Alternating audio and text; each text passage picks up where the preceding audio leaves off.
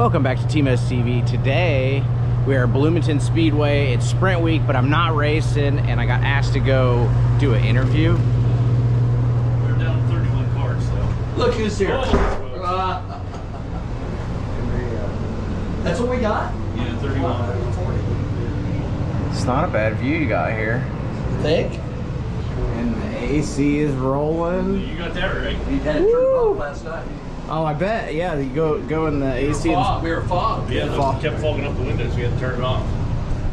Especially during, sprint week. This is how I make my living, and a lot of the times it's just an endurance race where I need to race, X amount of times because I make $250 a night, $300 a night. If I win, that's when we get a little bit of prize money. But it's tough to just pull the plug on it. But when I'm out there racing with a lot of my best friends, we travel the country, and we might not be best friends when we start out our career racing sprint cars and midgets, but we end up traveling the country, going to these little podunk towns, which Bloomington is not one of them, one of the most beautiful towns in the state of Indiana. And you end up being friends with all these people, and so I get out there in Gas City, and I thought I could just kind of like push it aside because I love racing. I love doing this. I love the horsepower of it all. And what it turned out to be was I had a headache, and I couldn't shake the headache. And then, I didn't want to be out there racing with all my good friends and with a good hot rod. Simon had such a good hot rod, and just didn't want to tear anything up. So thought I'd take some time off and just kind of get my head right.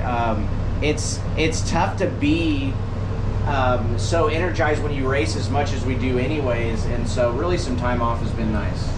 Thomas, you are a driver, and this is a real trait, and it's a real positive trait, to me anyway, that always I think of you is you're able to jump into an unfamiliar car and make it go fast. I mean, I think one year you won the USAC national event in 3 different race cars over the course of the year. We've even seen that locally. You're able to get into a race car, adapt, make that car go fast. What is it? How are you able to pull that off? I think really just seat time. I've driven a lot of different cars, and I've driven half the cars in the field tonight. I've been behind the wheel of their equipment, and so you just kind of learn how to adapt, and I've become good at that, and just doesn't matter if it's a coil car or bar car. I get into these teams, and the first couple times I drive for them, they're just like, man, this is awesome. You just like, hey, do you care if we pull the wheel into 20? And I'm like, no, we'll do whatever you want to do, because if I don't feel comfortable in the car, if I think it's too tight, like I'm gonna go 90%, keep the car in one piece and come in, and we all know that I'm gonna be out there banging the curb down, so we got to keep it stable and whatnot. But no, it's I think just driving all the different equipment I have over the years, and driving for so many good crew chiefs, and having different, I've driven for Cripe. I've had it Cripe tight, I've had it Donnie Gentry type, I've had Davy Jones tight, I've had it Mike Dutcher tight, like all these guys are the reason why a lot of these USAC wins happen, is because these guys are wrenching on the cars with KT driving, with Justin Grant driving, with Bacon and Leary, and these guys help the heroes get good, and so I've driven so many cars now. I just kind of hop in one and I'm like, okay, what are you doing? Is this what you're doing? Okay, I need to bring this package to my playbook to the table, and it's game on. Let's go back. I got a couple of branches I want to go with that. First of all, a lot of people may not realize that, but you spent a fair amount of time in your career on the pavement. You began and ran some pavement modifieds. You also gave the Old Southwest Tour a bit of a whirl. So pavement experience was in your repertoire, and with the BCRA. Absolutely, and I think just growing up, I always had an infatuation for just driving cars, and so then the first one that I'm able to drive is a '83 Celica, because that's one I bought, and I ran that until I ran it out of oil, doing donuts in a grass field, blew it up, and then, went to work, swept a bunch of floors at this towing yard so that I could buy a pickup truck, and then I caught it on fire, 4-wheeling up into the mountains when it was really dry in California heat which, hey, it's really hot today. Thank you so much for coming out and enduring the heat. But I sure, once the race cars get out there, it's going to get real hot. Let's go back to a story you told me a long time ago. It's one of my favorites. Your very first quarter midget race. Very first quarter midget race was, man, it was probably in 90, and I showed up to the track, and AJ Allmendinger also showed up to the track his first night in a quarter midget, coincidentally. And AJ grew up at the dirt track. His dad ran some micros and some midgets, and so he knew like racing, you know, and I didn't. I was at the go-kart track, and my uncle, he knew the owner, and he was holding it wide open, and I could drive the thing. And so he told my dad, he says, hey, you should put this kid in a race car. And that's how I got into it. So anyways, AJ, we're racing, and AJ like passes me on the outside, even though we were told not to do that in the quarter midgets driving school at 9 years old. And so he passes me on the outside, and we lock wheels, go straight into the fence. We both tip over onto our sides, and that's how I met AJ Allmendinger, who became to be one of my good friends. And you know, we ended up racing. We kind of went different paths. He went go-kart path, and I went racing micros and midgets and dirt racing. And you know, it looks like I should have went go-kart racing, but I am so pumped to be here at the dirt track anyways, because racing in general is just hard to get into unless you have somebody, and I don't. So I brought a little bit of talent, and you know, here I am racing dirt cars. You talked about the various crew chiefs that you raced for. You had a line you shared with me that's one of my all-time favorites, and you said something like this. Well, let you see if you'll fill in the blank. You said that every crew chief ought to know that the minute that you jump out of the race car, they should do what in terms of their behavior with you? Probably just ignore it. That's exactly what you said. You put some interesting adjectives on that, but for the next 10 minutes, pay no attention to what I say. Yeah, so one of my best friends, Foxy, his name's Jamie Fox, but he's a fluffy white guy, and he told me, you know, a long time ago, you know, he says, you think John Stambro gets out of the car and says anything? No, they call him the silent gasser. He goes to the track and he wins, and he silently gasses, and he doesn't have to say anything, and he's still awesome because he's John Stambro, the silent gasser. Now, if you would just shut up when you got out of the car, you could be awesome like him too, but you just want to run your mouth. And so he told me, first 10 minutes when I get out of the car, just not say anything, because that's best. And it works well, and that's kind of why my interviews are exciting, because I'm excited to be in the race car. I'm excited to be, you know, ripping the lip and be almost crashing and hurting myself. You know, that excites me. And so when I get out of the car, I'm excited about talking to the microphone. Well, sure, and I would think that you have learned, rightfully, that people, frankly, sort of enjoy the unfiltered Thomas Mesrall because they understand the emotion that comes with it. You know, in today's world, we have drivers get out of the car and say, the Doe and so-and-so, Acme Cleaners, Roadrunner Special, had a great day. We finished 18th. And I'm at home going, 18th? That's a great run? No, it's not. Why don't you tell the truth? Yes. You seem to say exactly what's on your mind, and I think a lot of people sort of respect and sort of are enamored by that. Well, that's nice. I just am happy that people still like me. You know, driving race cars is what I think brings my fans here, but saying stuff that's always exciting, like halfway through what you were saying, I forgot what you were talking about, but that's why I'm not in the car tonight. And so really what I'm doing, just as a friend and a fan, I'm sort of sending a plea out there to stop by and give Thomas a little hand, because a source of revenue he had expected went away on the basis of a good decision to step away for your health.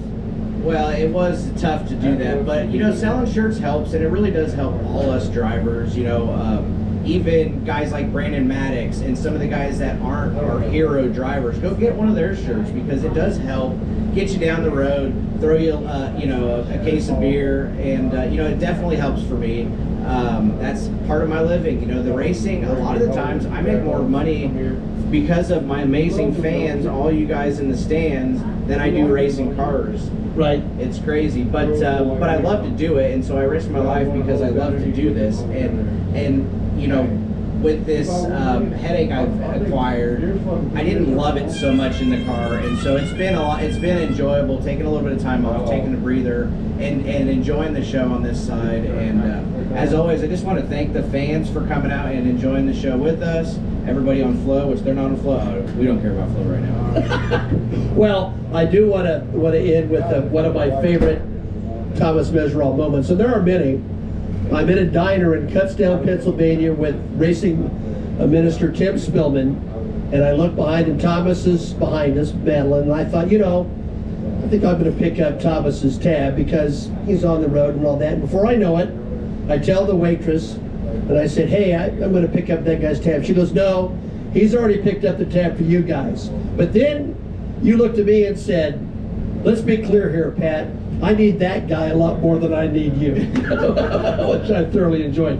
We really appreciate all you do for the sport. And if you were to look out, and I know this is hard to project, how long do you think before we'll see T-Mez back in the car? Well, my doctor, Allie Foreman, she told me 3 to 4 weeks with a decent concussion, so we're about 2 weeks into that. I do go to the doctors and get my head actually checked on Tuesday, so patiently awaiting that.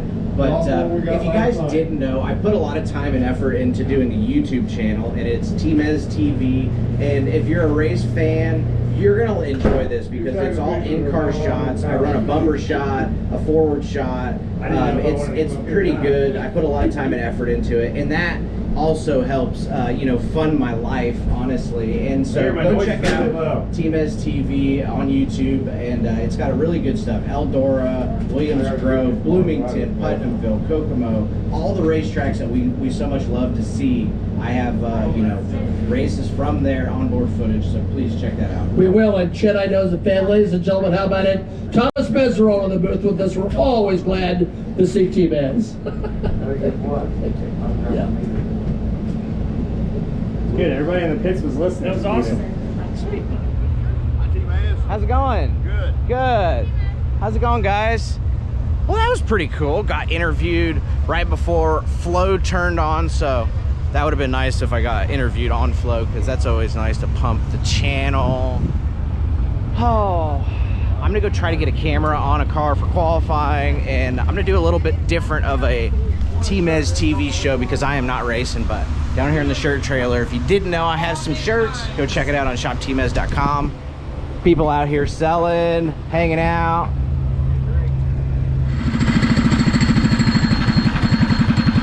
Ashley made me bring lunch to Justin, so I'm gonna stick the camera on Justin's car because, well, I did him a favor already.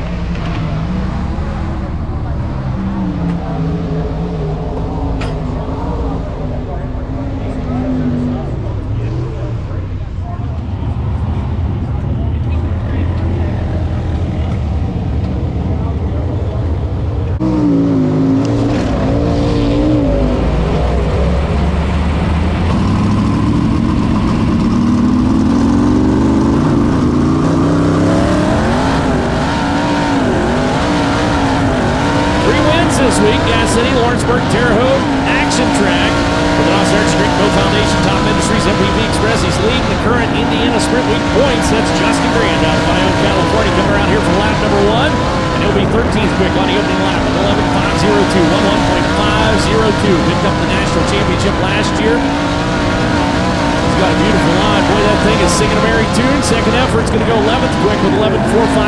11.459, 11th quick, .215. Off the top spot, hang on to it, Cal Cummins. I think she got a little tight on him there for the 3R car. Princeton, Indiana racer picked up the win at Circle City. Bonnie Withers and Gorston Mason Remax Greenwell Autobody number 3R.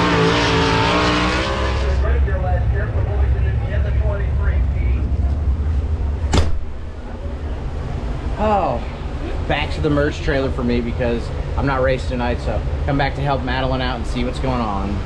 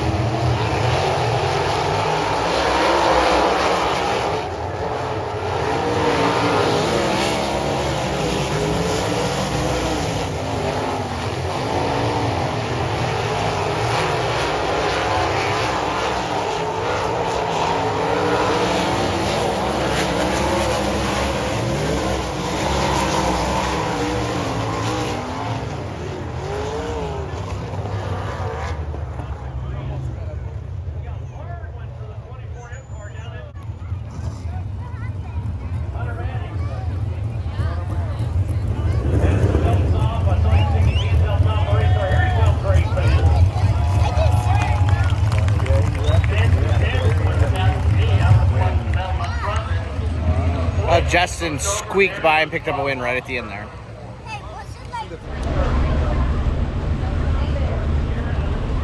Oh, I hear race cars. You know what that means?